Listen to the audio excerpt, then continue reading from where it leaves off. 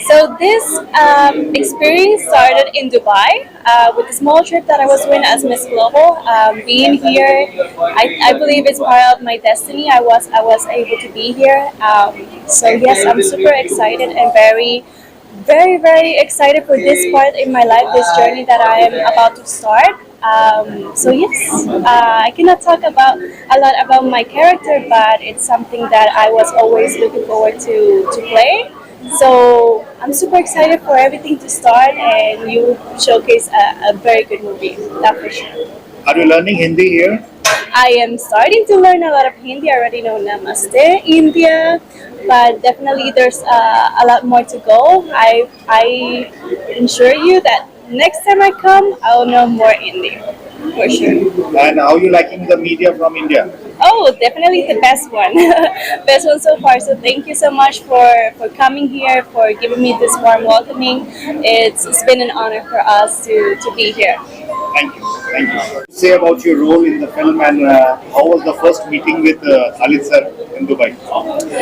Well, everything started coming to Dubai. I never thought that after finishing that small trip, I was gonna get this big role and this big opportunity. I'm very honored for the opportunity. I'm very honored for the opportunity.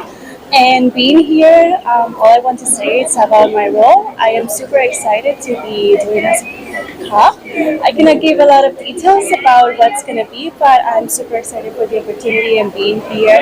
Thank you all for coming and receiving me with a warm welcome. So thank you so much for everything. Slightly louder. Oh, okay. Sorry. Sorry. Okay.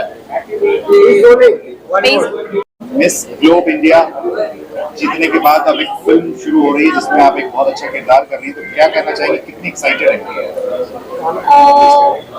This is very unpredictable. बहुत एक सपना होता है हर एक beauty queen का बॉलीवुड में कदम रखने का, बट मोर ऑफ मैं ये कह सकती हूँ खालिद सर का गिफ्ट था एशले के लिए, बट एशले का गिफ्ट है मेरे लिए। And more of thank you so much sir कि उन्होंने मुझे मौका दिया। I try my best to do that. Yes. आप कौन सा किरदार कर रहे हैं? अभी आपका नरेशन हुआ है, आपने कहानी सुनी? More of its not decided yet, but let's see क्या होता है। Thank you. खालिद सर, आपने पीछे फिल्म के बारे में बताएं। आपकी जो लास्ट फिल्म थी जब आप इंडिया में थे, अभी आप दुबई में सेटल्ड हैं, तो इस फिल्म का प्रोजेक्ट कैसे प्लान हो गया? लास्ट मूवी सबको पता था, एक टाइम हो गया अभी 2020 दिसंबर 2020 में ओम प्रकाश जिंदाबाद रिलीज हुई, और हमारे लेजेंडरी ओमपुरी जी थे, जाकिर भाई थे, सब पूरा एक फैमिली, जगदीप साहब लेजेंडरी हो गए, और कुलभूषण खरबंदा जी, वो भी तो एक पुराने लोगों को साथ लेकर के हमने किया था वो भी किसी रियल इंसिडेंट के ऊपर था। और अभी थोड़ा सा टाइम के बाद जो प्लान किया है वो साइबरमैन के नाम से, क्योंकि ये टाइटल जो होल्डर हैं वो मनीष गोयल जी, ये मुरादाबाद सिटी है जिसको पीतल नगरी के नाम से जाना जाता है, यूपी के, और वहाँ से आते हैं एक सिंपल बिजनेसमैन जिनके साथ में कुछ इंसिडेंट हुआ और उन्होंने इतना लंबी जर्नी तय किया, और ये साइबरमैन का टाइटल लेने के लिए उन्होंने बहुत परेशानियाँ उठाई और फाइनली उन्होंने एक अचीव किया। उनकी इस स्टोरी और इस प्रॉब्लम, पब्लिक की जो प्रॉब्लम्स हैं, उनको देखते हुए कि इसको अवेयरनेस के तौर पे आना चाहिए। ये कोई रियल इंसिडेंट है, लेकिन उसको हम लोग फिल्म में पर्दे पे जब लेके आते हैं तो हर इंसान का एक वो होता है कि कोई बोरिंग नहीं हो, किसी की लाइफ देखने के लिए किसी को ज़्यादा जल्दी नहीं होता, इंटरेस्ट नहीं लेता कोई, लेकिन उनकी लाइफ में जो इंटरेस्टिंग इंसिडेंट्स हुए वो किसी सुपरहिट मूवी से कम नहीं थे।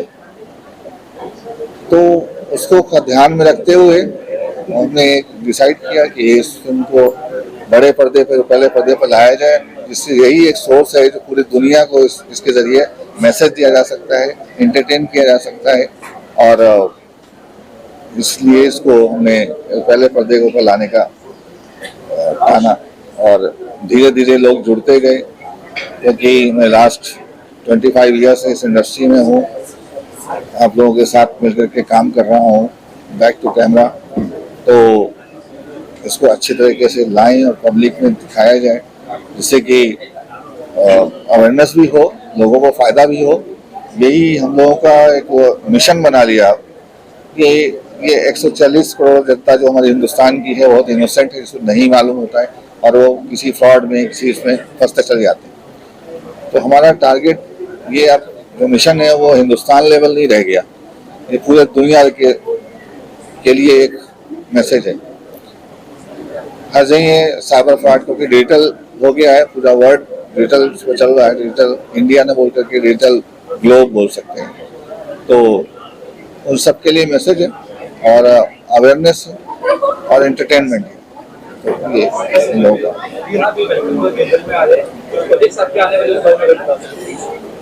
इंडियन 2 रिलीज हुई, फिर वेलकम टू जंगल है, फिर एक दो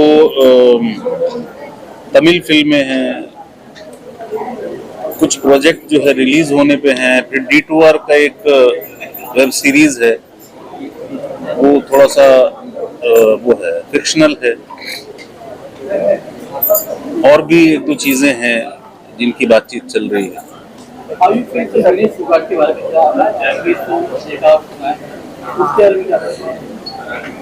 यार देखो, मैंने सारे ऑलमोस्ट ओलंपिक के सारे अपने इंडियन प्लेयर्स के मैचेस देखे हैं। विनेश जी का मुझे बहुत बहुत ज्यादा अफसोस है, और विजेंद्र जी बोल रहे थे कि जो कि ओलंपिक के हमारे मेडलिस्ट रहे हैं, उन्होंने कहा कि हम एक एक रात में 5-5 किलो वजन कम कर लेते हैं। ये 100 ग्राम कैसे? हाँ, ये 100 ग्राम नहीं हो पाया कम, तो ये बात कुछ समझ में नहीं आ रही। तो अब पता नहीं, क्योंकि मीडिया पे इतनी बहस है इसके ऊपर कि कुछ लोग कह रहे हैं साजिश हो गई, कुछ लोग कह रहे हैं क्या हो गया, लेकिन मुझे पर्सनली बहुत बहुत खराब लगा, इतना खराब लगा क्योंकि मैं सारे मैचेस, मैंने हॉकी के सारे मैचेस देखे, मैंने नीरज चोपड़ा का जो जेवलिन थ्रो है देखा, हालांकि वो बैड लक हो गया, उनके हाथ में थोड़ी तकलीफ है, फिर भी इतनी तकलीफ के बाद वो इतना नाम रोशन किया है देश का, सिल्वर लेकर आए हैं। फिर एक यंग लड़का कल ही अमन जिसने ब्रॉन्ज लिया है। तो देखिए, हमारे प्लेयर्स में ना तो जज्बे की कमी है और ना ही मेहनत की कमी है। कहीं कुछ कमी है तो इसके बारे में सोचना पड़ेगा। मैं डायरेक्ट ऐसे कह दूं कि इनकी कमी उनकी कमी, हालांकि मैं वहां बैठा नहीं हूँ, ना ही मैं उस सिस्टम को जानता हूँ। तो जिसकी भी कमी है उसको पूरा करके, उसको खत्म करके, और जो हमारे प्लेयर्स हैं उनको और ज्यादा सहूलियतों के साथ आगे बढ़ाया जाए, तो मुझे लगता है कि आने वाले सालों में हम आज 60वें नंबर पे थे, तो शायद हम 40वें पे आ जाए। फ्रॉड हुआ 2016 में, उसके बाद आपने 10 महीने तक जद्दोजहद करके उस चोर को पकड़ा। उसके बाद अभी तक आपने 5 लाख से ज्यादा केस सॉल्व किए हैं, और जब इनसे मुलाकात हुई डायरेक्टर और हमारे प्रोड्यूसर साहब से, तो फिर क्या आपने इनको सुनाया कि क्योंकि ये नई कहानी होगी, अभी तक पर्दे पे देखी नहीं होगी लोगों ने, तो जब आपने इतने सारे केसेस सॉल्व करते हैं तो मेन क्या टॉपिक होता है, इस केस को सॉल्व करने के लिए क्या तरीका सोचते हैं? एक्चुअली जब मेरे साथ केस हुआ था, मेरा पैसा भी किसी ने निकाला था, तो वो जो जर्नी थी मेरी, जैसे भैया ने बोला कि जो मेरी जर्नी थी, जो मैंने परेशानी फेस करी है ना, तो आजकल जब कोई व्यक्ति उसका कॉल आता है तो सबसे पहले मतलब ये लगता है कि यार वो कितना मेंटली डिस्टर्ब है ना, जस्ट लाइक साइबर हिप्नोटाइज, कि वो एक हिप्नोटाइज हुआ है, उसका पैसा भी गया हुआ है, वो इतना डरा हुआ है कि बताते हुए भी उसे डर लग रहा है। और सबसे पहला सवाल उसका क्या होता है, बताऊं किसे बताऊं, कौन मेरा अपना है। तो ये एक जो मेरी जर्नी थी उसको पकड़ने की, तो उस जर्नी में लोग सीखते हैं किताबों से, मैंने सीखा चोर से, मैंने उसका एक तरीके से माइंड पढ़ा, यानी कि कहते हैं ना, चोरी से बचने के लिए भी चोरी आनी चाहिए। तो वो जो रिसर्च है मेरी, और आज मुझे 7 साल हो गए हैं, और लगभग आई थिंक रोज के 10-12 केस मेरे पास आते हैं, जो जिस शहर से आता है। जहाँ से आता है जितना मैं उसको गाइड कर सकता हूँ उसको मैं फ्री ऑफ कॉस्ट गाइड करता हूँ। हाँ, एक चीज़ लेता हूँ मैं उससे 11 रुपये। मैं उसको बोलता हूँ कि भाई अगर तुम्हारा केस सॉल्व हो जाए, तुम किसी ट्रैप में हो और अगर वो तुम्हारा केस सॉल्व हो जाता है तो 24 या 48 घंटे बाद अपने पास के किसी भी मंदिर में 11 रुपये चढ़ा दीजिएगा, और यदि आप किसी और धर्म से हो तो वहीं चढ़ा दीजिएगा। That's okay. इससे मतलब नहीं, क्योंकि वो मेरे खाते में आएगा, उससे मुझसे कोई नहीं ले पाएगा। मनीष जी, अभी इस फिल्म की शूटिंग शुरू होने वाली है। जो आपने आज देखा, 2 कास्ट आपके कैरेक्टर्स के साथ मैच हो रहे हैं, तो क्या कहना चाहेंगे इसके लिए? ये मतलब कुछ जब हम करते हैं अच्छा या बुरा तो हमें नहीं पता होता हम किस रास्ते पे चल रहे हैं, लेकिन जो वो करता है वो बहुत अच्छा करता है।